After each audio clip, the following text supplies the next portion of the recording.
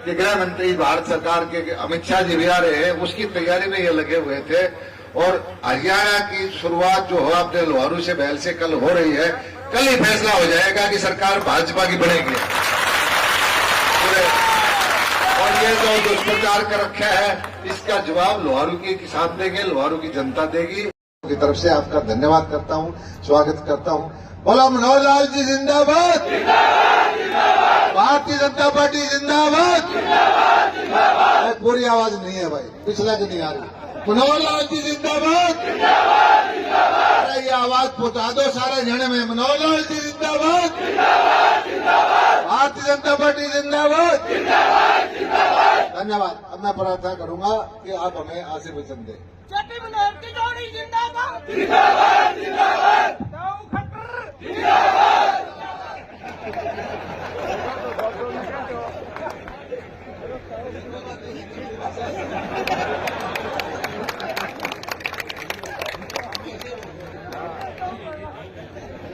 भाइयों, हमारी बहनें भी बैठी है, विजय जी शेखावत साथ बैठे, हमारे घोड़का जी मिले अभी, वो पीछे बैठे।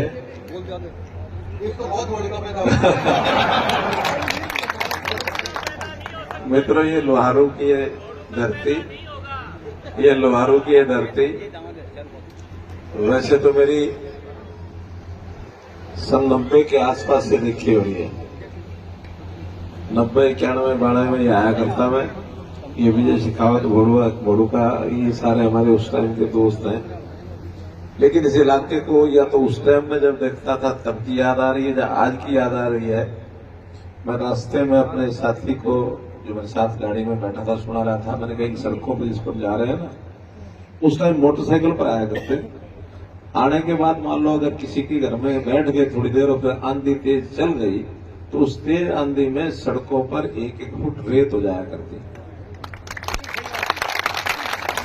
और फिर उस रेत को ट्रैक्टर लाके या कोई जेसीबी लाके या लोग आते आसपास के गांव के उसको हटाते, फिर थोड़ा रास्ता बनता, उसमें से हम अपनी मोटरसाइकिल निकाल के वापस जाते थे।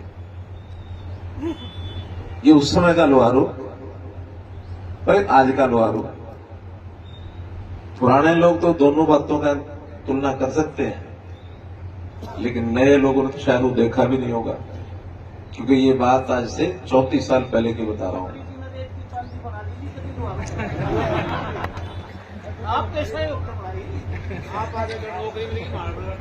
जब 2014 में सरकार बनाई, उस समय सबसे पहला अगर हमने कोई काम किया तो यही सोचा कि देखो पानी का अधिकार तो सबका है। चौधरी बंसीलाल जी ने टेल तक पानी ले जाने की बात कही थी। टेल तो उन्होंने बनवाई, उन्होंने नालियां तो ठीक करा दिया, लेकिन पानी उस टाइम भी नहीं पहुंच पाया। वो संकल्प हमने आके लिया जब जेपी दलाल जी कृषि मंत्री थे। अच्छा आप तो मिले बड़े, हाँ आप तो 19 का बने, 19 से बने। हाँ, तो ये 14 और 19 के बीच की बात है। मुझे ले गए बाजू, ऊंट की कराई सवारी।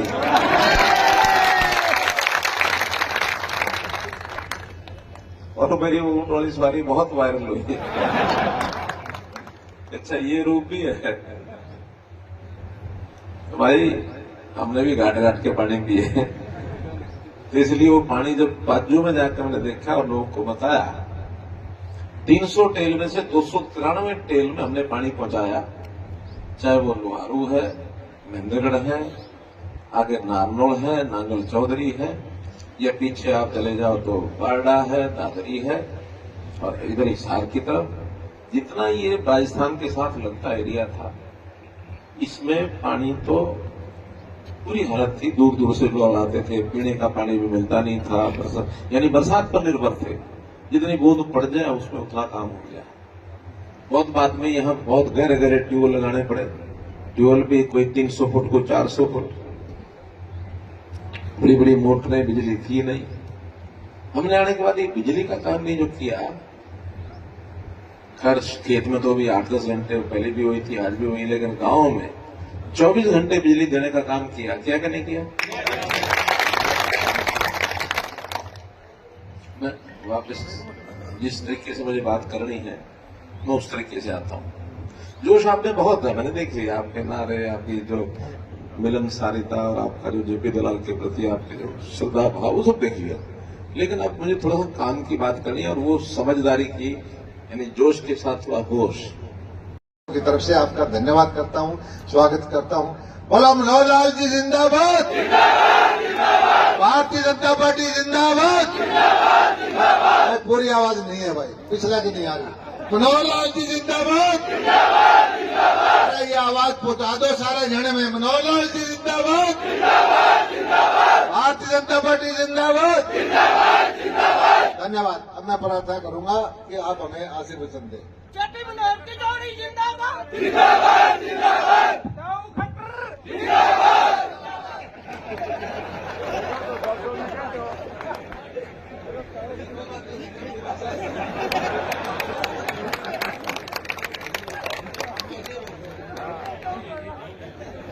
भाइयों, हमारी बहनें भी बैठी हैं, विजय जी शेखावत साथ बैठे, हमारे भोरुका जी मिले अभी, वो पीछे बैठे।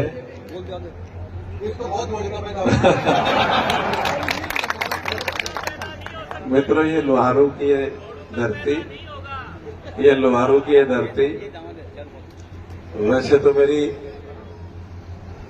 सन 90 के आसपास से देखी हुई है। 90, 91, 92 में ये आया करता मैं। ये विजय शेखावत, भोरुका, ये सारे हमारे उस टाइम के दोस्त हैं। लेकिन इस इलाके को या तो उस टाइम में जब देखता था तब की याद आ रही है या आज की याद आ रही है। मैं रास्ते में अपने साथी को, जो मेरे साथ गाड़ी में बैठा था, सुना रहा था। मैंने कहीं सड़कों पर जिस पर जा रहे हैं ना, उस टाइम मोटरसाइकिल पर आया करते। आने के बाद मान लो अगर किसी के घर में बैठ गए थोड़ी देर और फिर आंधी तेज चल गई तो उस तेज आंधी में सड़कों पर 1-1 फुट रेत हो जाया करती, और फिर उस रेत को ट्रैक्टर लाके या कोई जेसीबी लाके या लोग आते आसपास के गांव के उसको हटाते, फिर थोड़ा रास्ता बनता, उसमें से हम अपनी मोटरसाइकिल निकाल के वापस जाते थे। ये उस समय का लोहारू, पर आज का लोहारू। पुराने लोग तो दोनों बातों का तुलना कर सकते हैं, लेकिन नए लोगों ने तो शायद वो देखा भी नहीं होगा, क्योंकि ये बात आज से 34 साल पहले की बता रहा हूं।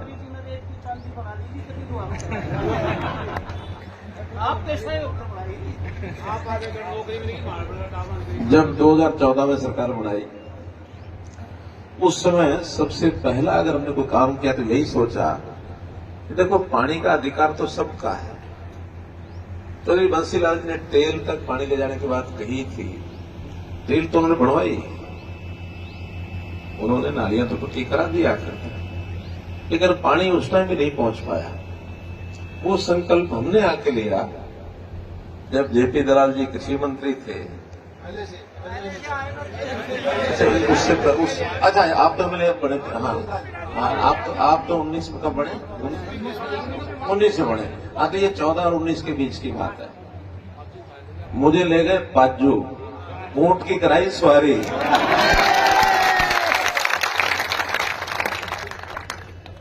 और मेरी वो ऊंट वाली सवारी बहुत वायरल हुई। अच्छा, ये रूप भी है भाई। हमने भी घाट घाट के पानी पिए, तो इसलिए वो पानी जब बाजू में जाकर मैंने देखा और लोगों को बताया, 300 टेल में से 293 टेल में हमने पानी पहुंचाया।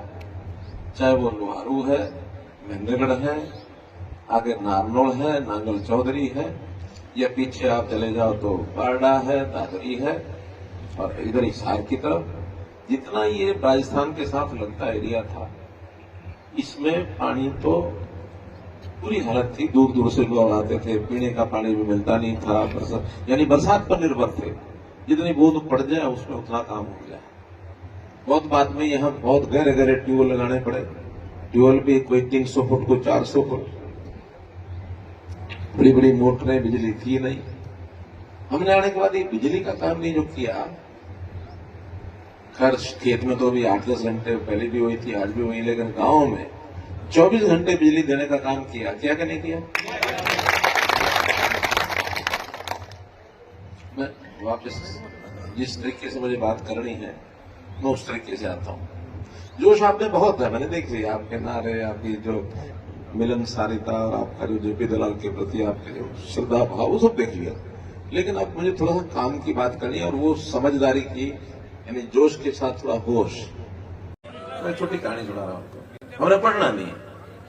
अब बाप अच्छा रईस था, पैसे वाला था, उसको मास्टर, ट्यूशन, अच्छे सा स्कूल सब दे दिए उसने। कहीं भी बालकों ने पढ़ने के लिए आगे नहीं बढ़े। बालक की जिद होती है, जिद कर ली उन्होंने।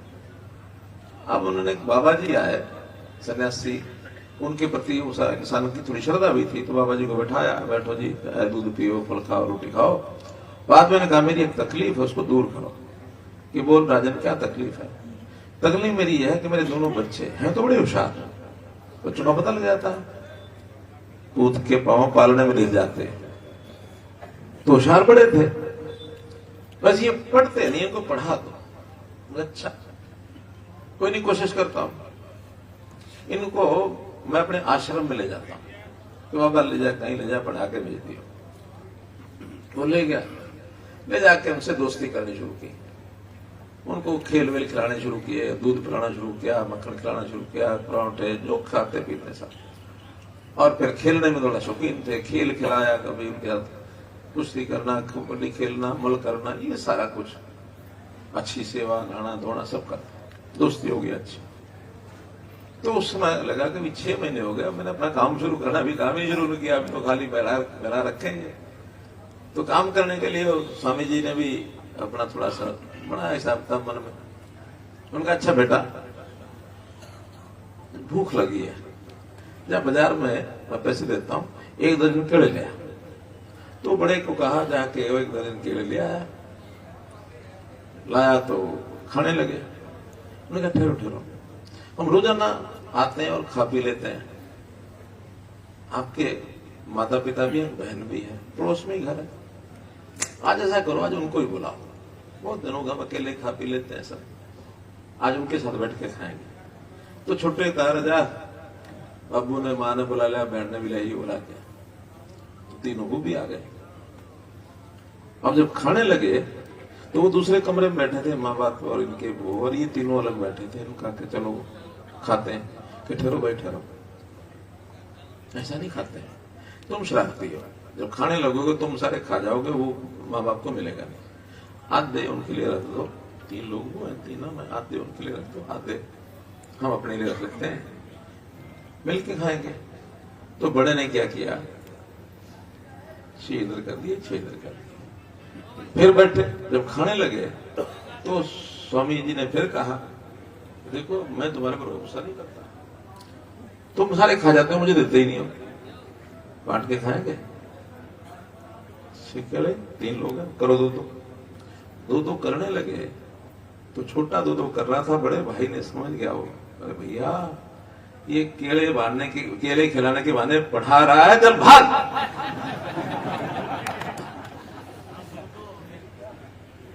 तो कहते हैं कर रखा था, पढ़ना नहीं है। तो कहने की कहावत है छोटी, लेकिन बात को समझ करके आगे चलना। ये 60 के आसपास की बात है, आज से 60 साल पहले। एक नेता होते थे सिकंदर बख्त, शायद आप लोगों ने नाम नहीं सुना होगा, सुना आपने? सिकंदर बख्त उस समय कांग्रेस पार्टी का नौजवान था, बाद में वो जनसंघ में शामिल हो गए। अपनी हमारी जो पार्टी थी ना, बीजेपी से पहले जनसंघ कहलाती थी, 80 से पहले, तो जनसंघ में शामिल हुए, फिर बीजेपी में आए, बीजेपी में राष्ट्रीय उपाध्यक्ष हो गए, बड़े नेता हो गए। अब कुछ साल पहले उनका देहांत हो गया। अब वो कांग्रेस के जो नेता थे, चांदनी चौक में उनका घर था। अपना जनसंघ का एक कार्यकर्ता रामू रिक्शा चलाता था, और जिनमें ये लगा कि तुम्हारी गली जितनी है ना, इस गली के हर घर में सप्ताह में, हफ्ते में एक बार जरूर जाना है, क्योंकि वोट का जो प्रचार का दिन 42 दिन होते थे उस समय, अब तो 14 दिन रह गए, 42 दिन तक चलता था ऐसे। तो हर हफ्ते एक बार जाना है, 42 दिन मतलब 6 सप्ताह। तो 6 सप्ताह लगातार जाते रहना, हर घर में जाना, हर वोटर के पास जाना, चाहे बीजेपी का जनसंघ का है या कांग्रेस का है या कोई भी पार्टी का है, किसी घर में छुपना नहीं है, वोट जाके मांगने। रामू शुरू किया, हर घर में जाता था और वो कांग्रेस के नेता सिकंदर वक्त का घर रास्ते में आ गया तो कुंडी खटखटाई, माताजी निकल के आई, मामा सिकंदर वक्त कहाँ है? कि भाई वो तो अपने पार्टी के काम में गया बाहर कहीं, क्योंकि हर किसी को बाहर घूमना होता है, हम भी घूमते वो भी घूमते, वो तो अपनी पार्टी काम के लिए गया। बोलो बेटा, तब इसने शुरू की अपनी रामू ने कि मेरा नाम रामू है, रिक्शा चलाता हूं, पुणे वाले घर में रहता हूं, जनसंघ का कार्यकर्ता हूं। इलेक्शन में हमारी पार्टी का भी जो कैंडिडेट था उसका नाम ले दिया, फलाना कैंडिडेट खड़ा है, हमारी पार्टी बहुत अच्छी है, लाल कृष्ण आडवाणी, अटल बिहारी वाजपेयी, कुशवाहा ठाकरे, जो भी 5-7 नाम लिए, पढ़े लिखे नेता हैं, और हमारा कैंडिडेट भी बड़ा अच्छा कैंडिडेट है। आप माताजी जनसंघ को वोट देना। एक पर्चा छपवा रखा था, वो दे के आ गया। माताजी ने पर्चा लिया, ये बाहर उन्होंने दरवाजा बंद किया, खत्म। हफ्ते बाद फिर, क्योंकि तय तो ये था कि हर हफ्ते जाना है उसके घर, अगले हफ्ते फिर पहुंचा, दरवाजा खटखटाया, माताजी सिकंदर वक्त को मिलना है, क्यों तो बाहर गए हैं, चलो आप आ गए, आपको पता मैं पिछले हफ्ते भी आया था, मेरा नाम रामू है, मैं रिक्शा चलाता हूँ, कोने वाले घर में रहता हूँ, हमारी पार्टी जनसंघ है, बड़ी अच्छी पार्टी है, पढ़े लिखे नेता है, अटल बिहारी वाजपेयी, लाल कृष्ण आडवाणी। क्यों गया भाई? अरे छिपकली के बगाड़ा धरा। तो वो ही रटी रटाई बात कह दी कि हमारे नेता को दीपक के निशान पर मोहर लगा के आपने वोट हमें देना। तो माताजी कहते हैं, हाँ बेटा तू पिछले हफ्ते भी आया था। कि हाँ मां, अगले हफ्ते फिर आऊंगा, मेरा तो काम है। चला तीसरे हफ्ते फिर आया, फिर वही बात, मेरा नाम रामू है, रिक्शा चलाता हूँ, पुणे वाले घर में रहता हूँ, जनसंघ का कार्यकर्ता हूँ, दीपक हमारा निशान है, हमारे बड़े नेता लाल कृष्ण आडवाणी है, कुशवाहा ठाकरे हैं, ये करके, और आप हमारे कैंडिडेट को दीपक के निशान पर मोहर लगाना। कह दिया, अभी बाकी है। तीसरे हफ्ते भी सुन लिया, चौथे हफ्ते फिर गया, 5 हफ्ते फिर गया। अरे बेटा बार बार आने की क्या जरूरत है, तूने मुझे कह दिया ना, मुझे ध्यान में आ गया ना। नहीं मां, मेरी ड्यूटी है, हर हफ्ते मैं आऊंगा, 2 हफ्ते बाकी हैं अभी। 6ठे हफ्ते फिर चला गया, और 42वें दिन जब वोट का दिन आया, ये रिक्शा ले जाके वहां खड़ा कर लिया इसने कि माताजी तुम बुजुर्ग हो, बूथ जो है थोड़ा दूर है, चलने में दिक्कत होगी, तो मेरी रिक्शा पर बैठ, तुझे वोट ला के लाऊंगा। वोट ला के ले जाते समय रास्ते में फिर बाद रिक्शा चलाते चलाते, माताजी मेरा नाम रामू है, मैं जनसंघ का कार्यकर्ता हूं, दीपक हमारा निशान है, नेता हमारे पढ़े लिखे हैं, कैंडिडेट हमारा अच्छा है, दीपक के निशान पर मोहर लगानी है। मां बड़ी गंभीर हो गई, भी कार्यकर्ता ये क्या है, किस मिट्टी का बना हुआ है? और उसके ऊपर असर हुआ, अंदर गई, बैलेट पेपर तो मोहर लगाया करते, बटन नहीं दबाते थे, उठाई मोहर, दीपक का निशान ढूंढा और लगा के शायद तमाम दीपक के निशान पर मोहर लगा के आ गई। उन्होंने फिर रिक्शा उठाया, फिर घर ले गया, घर ले जाके छोड़ दिया। माताजी ठीक है, जहां वोट दिया होगा ठीक है, बस मेरा काम था, मैंने अपना पूरा किया, आपने भी कर ही दिया होगा। अब शाम को आते हैं सिकंदर वक्त घर में। सिकंदर वक्त से मां आज मैं थक गया और मुझे जल्दी जल्दी गर्म पानी करके दे, हाथ मुंह धोऊंगा और फिर मुझे खाना भी जल्दी बना के दे, मैं जल्दी सो जाऊंगा, मैं थका हूं। अरे बेटा किस बात में थक गया तो बता। अरे मैं अपने कैंडिडेट के लिए वोट मांग रहा था, उसके वोट डलवा रहा था, घर घर घुमा था, सारा दिन लग गया। कि तू कुछ भी कर ले, कैंडिडेट तो इस बार दीपक वाला जीतेगा, तेरा नहीं जीतेगा।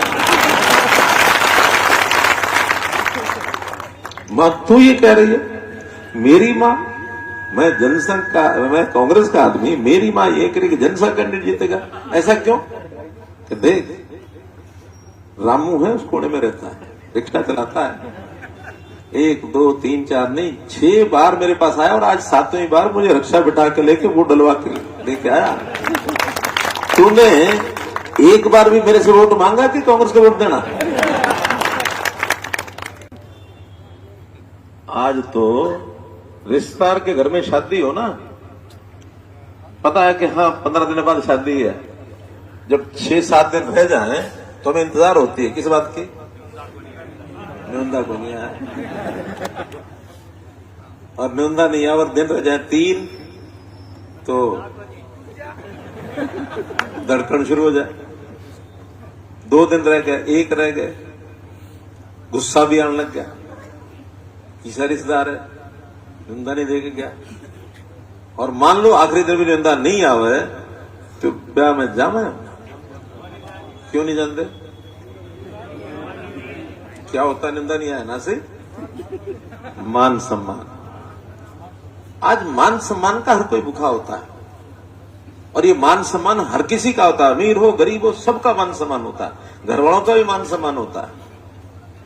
जब वहां हम शादी में नहीं जाते और हमने अगर कल को किसी से वोट नहीं मांगे तो वोट हमको क्यों देगा वो? उसका मान सम्मान है कि नहीं? अच्छे बार वो देखो बाबा ने कह दिया अच्छे बार मांगेंगे हम, समझ गया बड़ी बात। इसलिए आप ये बड़े बड़े कार्यक्रम भी हो जाएंगे, हम जोश में जयकारे भी बोलेंगे, तालियां भी बजाएंगे, लेकिन सुनो एक एक गांव का एक एक घर छाड़ मारो रामू बन के। अब अगली बात, रामू तो था अनपढ़, 4 बातें बोलता था लिमिटेड, उससे काम नहीं चलेगा। आप उसे पढ़े लिखे, और जिसके पास जा रहे हो वो भी अच्छा समझदार पढ़ा लिखा है, उसने भी जमाना देख लिया। अब आपको करना क्या है वो बता रहा हूं। आपको अपना ये पिछला 10 साल का राज, चलो इस 5 साल में, पहले 5 साल में दलाल साहब नहीं थे, अगले 5 साल में दलाल साहब मंत्री रहे, लेकिन कांग्रेस का 10 साल का राज वो तो अच्छी तरह देखा ही होगा दलाल साहब ने, इन्होंने देखा है। तो 2004 से 14 और 14 से 24, 4 से 14 क्या होता था, यानी ठाडा का राज होता था। दिंगताने से कोई किसी को देते थे, आम आदमी को देते कुछ नहीं थे, सब लूटते थे, खसूटते थे, कूटते थे। कोई आदमी अगर गरीब सा आम आदमी लाइन में लगन नहीं देते थे, लग भी जाए तो कोनी मार के धक्का मार के वार करते थे। अगर कोई किसी तरीके से खिड़की पहुंच जाए तो सामने वाला अपनी रिश्तेदारी ढूंढता था, ये मेरा है कि पराया है। गरीब आदमी की हिम्मत नहीं होती थी किसी सरकार की योजना का लाभ लेने की, चाहे वो गांव का हो, शहर का हो, चाहे वो किसान हो, मजदूर हो, दुकानदार हो, कोई हो। जो थोड़ा सा ठाडा था ना, उस टाइम पर चुन करके तिलक लगाते थे। हमने आने के बाद किसी से कोई भेदभाव नहीं किया, 10 साल में किसी से भेदभाव हुआ होता।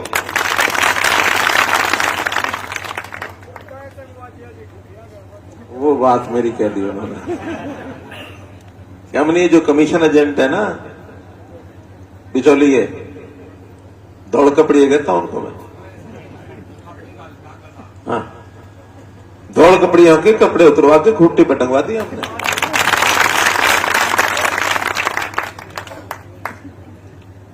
नौकरियां बिकती थी ना, रेट बंधे हुए थे, पीएन के इतने, क्लर्क के इतने, सुपरवाइजर के इतने, क्लास सी के इतने, बी के इतने, ए के इतने, एचसीएस तक बिकते थे।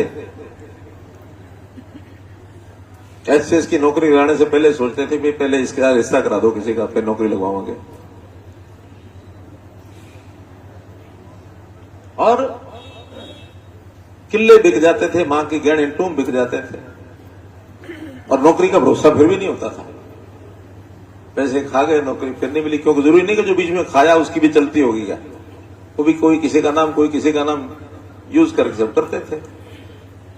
और कई बार तो ईमानदारी भी दिखाते थे। वहां 20 से पैसे ले लिए, 5 अपने आप लग गए, उनके जेब में डाल लिए, 15 के वापस लौटा दिए। ये ईमानदारी भी चलती थी। अब ये समझदारी आपको देखनी है कि इस 10 साल में क्या किसी बिचौलिए के कहने पर किसी को नौकरी मिली? बिना पर्ची बिना खर्ची योग्यता के आधार पर नौकरी किसी का बालक हो। हमने नहीं सोचा ये कांग्रेस वाले का है कि बीजेपी वाले का है कि इनेलो वाले का है या किसी का भी। अरे होशियार पढ़ा लिखा बालक, इसको आना ही चाहिए आगे। मैंने एक बार विधानसभा में एक बात कह दी, पता नहीं ठीक कही गलत कही, लेकिन मन में आई कह दी। हमारी कांग्रेस की नेता गीता बुक्कल की बेटी, तो पता नहीं पंडित जी, पूर्व शिक्षा मंत्री, उनकी बेटी लग गई प्रोफेसर, असिस्टेंट प्रोफेसर। तो मैंने अपनी बात के शॉर्ट में ये बात कह दी कि देखो हमारे यहाँ कोई भेदभाव नहीं होता। अगर भेदभाव होता तो गीता बुक्कल की बेटी प्रोफेसर, असिस्टेंट प्रोफेसर नहीं लग सकती थी। लग गई, वो होशियार थी बच्ची। और उसने बाद में धन्यवाद भी भेजा मुझे कि मैं मनोहर लाल अंकल का बहुत धन्यवाद करती हूँ। मैंने कहा बेटे मेरा धन्यवाद की जरूरत नहीं है, तू होशियार है इसलिए लग गई।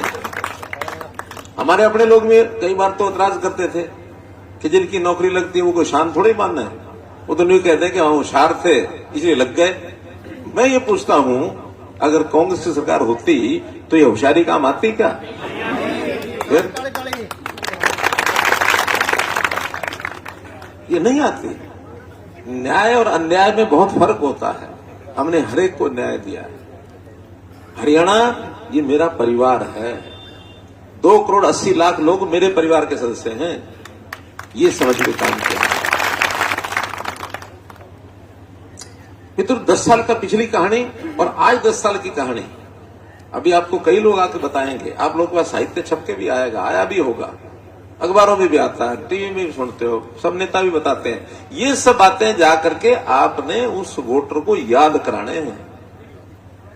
उनका वो कहावत है ना कि बोला जख्म हरा करना, उस टाइम के जख्म है, बहुत लोगों को है, आज भी वैसा ही कर रहे हैं। तरह तरह की शिकायतें आज भी मिल रही हैं, उनकी अपनी पार्टी की मिल रही हैं। आज कोई कांग्रेस पार्टी नहीं है, हुड्डा ने अपना गिरोह बनाया हुआ है। जेल में पड़े लोगों को उठा के टिकट दे दी, जो भ्रष्टाचार का चार्ज शहर है। ईडी पीछे लगी हुई है तो टिकट दे दी। अरे थोड़ा तो कुछ हया करो। आखिर साफ सुथरे आदमी ये है नहीं क्या कांग्रेस में? भारतीय जनता पार्टी इन बातों का ध्यान रखती है। आज अगर जेपी दलाल को टिकट मिला है या मनोहर लाल को टिकट मिला है तो पार्टी की गारंटी है कि जेपी दलाल ठीक आदमी है, मनोहर लाल ठीक आदमी।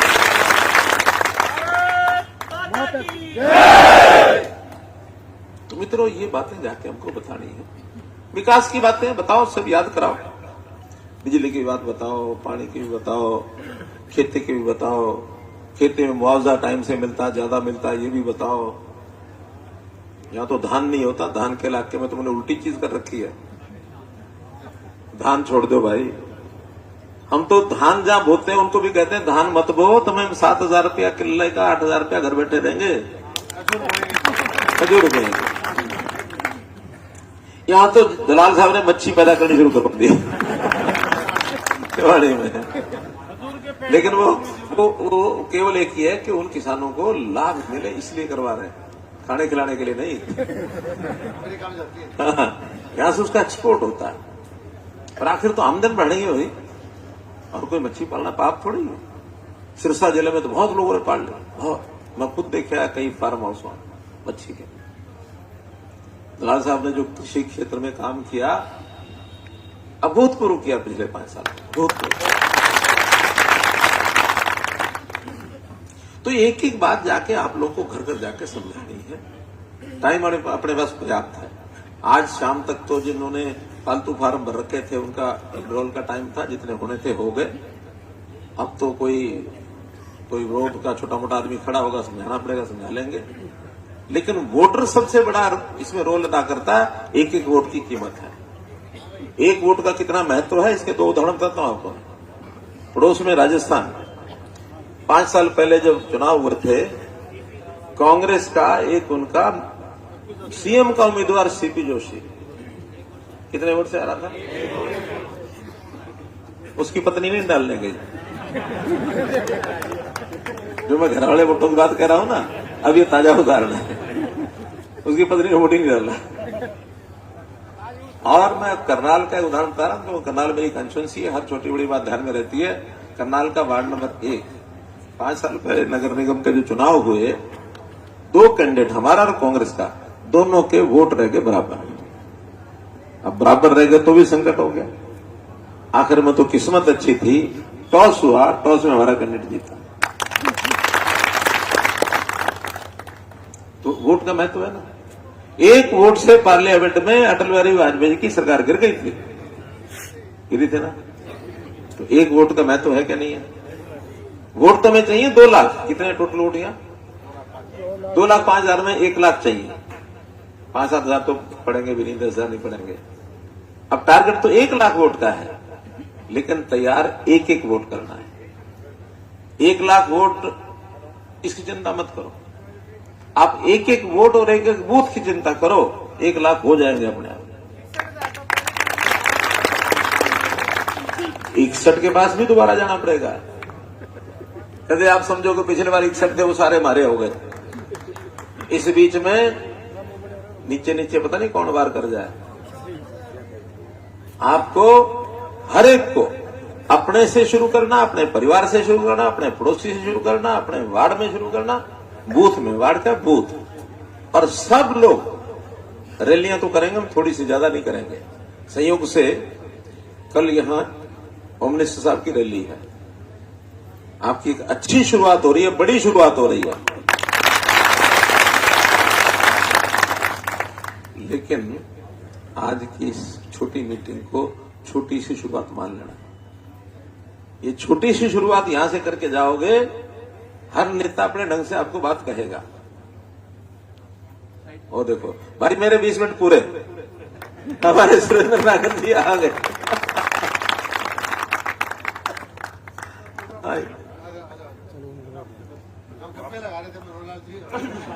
मुझे पता लगा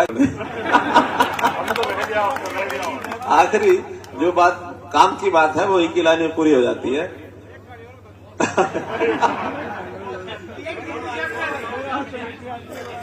एक गाने और सुना दो। देखो, हम गांव के आदमी हैं, कुश्ती हो ना, जानो ना, तो कुश्ती करते भी हैं, जानते भी हैं, देखते भी हैं। एक गांव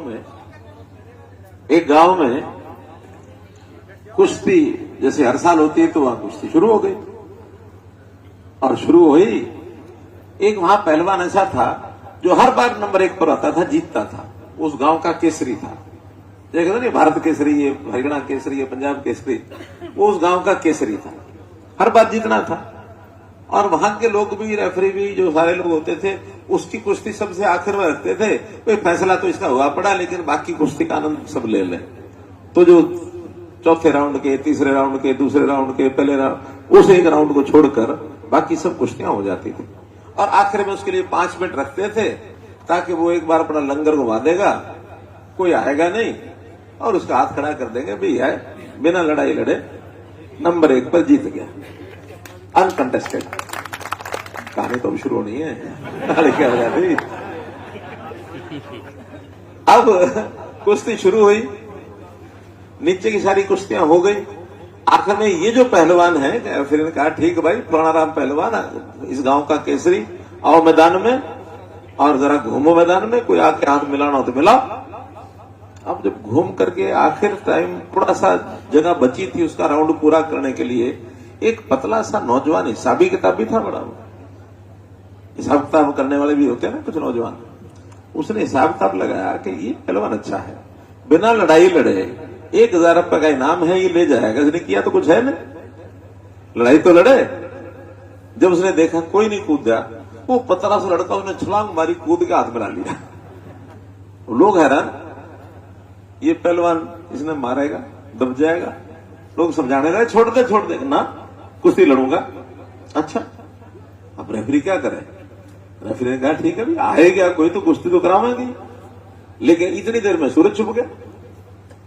सूरज छुपे बाद कुश्ती नहीं होती, नियम है। तो उनका देखो भाई, सूरज छुप गया, कुश्ती होनी सुबह होगी 11 बजे तक। अब लोगों में और आसपास लोग फैल गई चर्चा, फलाना कुश्ती, एक नौजवान लड़का पतला से, उसने हाथ मिला दिया, देखो चलते हैं क्या होता है। अब इस शौक में पहले दिन से डबल संख्या, अगले दिन सवेरे आ गए सारे। आ गए तो उतर गए मैदान में। उतरे जाके उसने हाथ मिलाया, जमीन चुचकारी, जैसे मिट्टी चूमते करते ही सारा। और उसने कंधे पर अपना सिर डाला, उसने उसके कंधे में डाला। शुरू में एक आध मिनट तो घूमते ही है, घूमेंगे जरा देखेंगे। जब वो घूम रहे थे तो ये नौजवान लड़का था पतला सा, इसने कहा पहलवान साहब आप ये कुश्ती क्यों लड़ रहे हो? जीतूंगा, जीत 1,000 का इनाम है, वो जीतूंगा। अच्छा सुन, अगर मैं तुझे 2,000 रुपए दे दूं हारने के तो हार लेगा? बोले हाँ बढ़िया, 1,000 क्यों, मैं तो 2,000 ले लूंगा, हार जाऊंगा। पक्का का पक्का? कहला 2-3 चक्कर लगाओगे, फिर मैं इशारा करूंगा तो गिर जाइयो, मैं तेरे ऊपर चढ़ जाऊंगा। 2-3 चक्कर काटे और नौजवान का क्लिक, इतने में पहलवान नीचे, ये नौजवान ऊपर। लोग हैरान, ये क्या हुआ? यानी नामी ग्रामी पहलवान को इस पतले से लड़के ने हरा दिया, कोई खास बात है। खैर लोगों ने सिर पर उठा लिया उस लड़के को, उठा के कंधे पर ले जाने लगे। चल भाई इसको इनाम देंगे, इसको सर्टिफिकेट देंगे, मेडल देंगे। ले गए, दूर ले जा रहे थे। पीछे पीछे ये पहलवान का रुको भाई रुको जरा, इससे मैंने बात करनी है। क्या बात करनी है? जीत गया तू, हार क्या बात क्या करनी? कि नहीं भाई मैंने बात करनी है। तो ये लड़का कहता है हाँ रुको जरा, मैं इससे बात कर लूं। क्या बात करना है? अपना पहलवान भाई है, बात तो कर ही ले। तो दोनों कोने में चले गए। तो जाकर रहा है तो जरा तो दे, कौन से 2,000? कितने कहे थे 2,000? कहले तेरे अपने दाव, मेरे अपने दाव। तो मेरा एक दाव था, लग गया। तेरा शरीर का दाव, मेरा दिमाग का दाव। तो भाई जीत हार में दाव भी काम आते हैं, ठीक है। अब हमें जीतने के लिए दाव भी लगाना हो तो लगा लेना थे। हमको चाहिए और जीत भी विधानसभा के नहीं,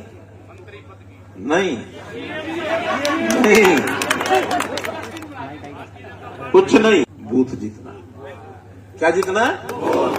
क्योंकि बूथ की गिनती सबसे पहले होगी। विधानसभा गिनती तो एक कंप्यूटर कोई भी बालक कर देगा, उसका होशियार समझदार बालक होगा, वो कंप्यूटर फट करके सब बूथों को गिनती करेगा, नीचे जोड़ कर देगा। हर बूथ जीत जाओगे तो कोई ताकत दुनिया की ऐसी नहीं है जो विधानसभा रह देगी।